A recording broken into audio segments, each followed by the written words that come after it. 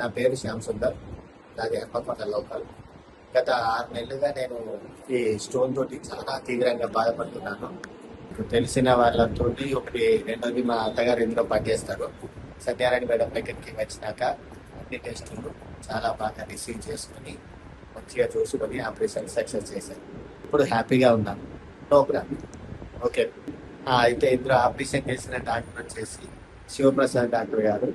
చాలా బాగా, అంటే చాలా బాగా మంచిగా రిసీవ్ చేసుకున్నారు. పర్ఫార్మెన్స్ కూడా బాగుంది.